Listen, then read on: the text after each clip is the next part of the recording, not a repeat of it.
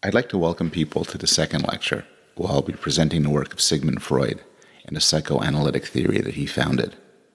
This will be followed by the third lecture, where I'll talk about B.F. Skinner and the behaviorist theory that he founded. And so what we're doing in this one and the next one is working on the foundations of psychology, exploring the grand theories that started the field off.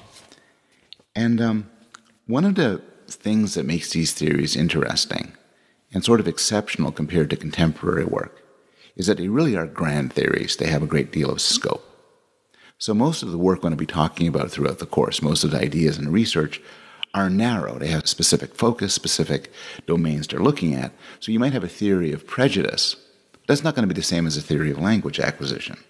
Your explanation for sexual attractiveness isn't going to be the same as your theory of schizophrenia.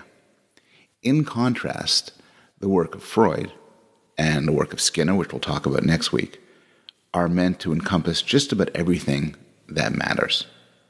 Now, this isn't a history course. I'm not so much interested in wrong ideas from the past, but the reason to devote so much time to these scholars is that their ideas really do have a powerful influence about how we think about the mind right now.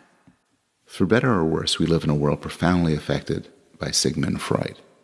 His work has influenced how we think about every aspect of day-to-day life, how we think about the development of children, the causes and cures of mental illness, origins of religion, the nature of war, and everything you want to know about love, romance, and sex. He's had a profound influence on the 20th and 21st century, and if there's one psychologist you've ever heard of, it's going to be Freud. Freud has had a huge influence on contemporary culture, mostly, for instance, reflected in television shows where he shows up in Star Trek: The Next Generation, Bill and Ted's Excellent Adventure, The 7% Solution, where he meets Sherlock Holmes, and A Dangerous Method, where he teams up with his most famous student, Carl Jung.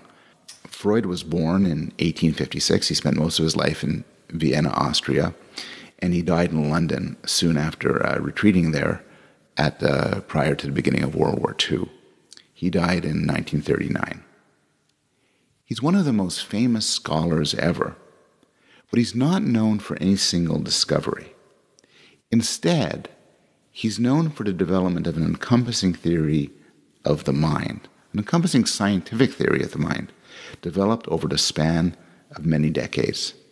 He's a scholar of extraordinary energy and productivity and was enormously well known in his later life. And he's had a very interesting life. Among many other tidbits about Freud, he suffered from various addictions. For part of his life, he was a pretty serious cocaine addict, and he found cigars irresistible and was perpetually smoking them, leading to his eventual suffering from cancer of the mouth.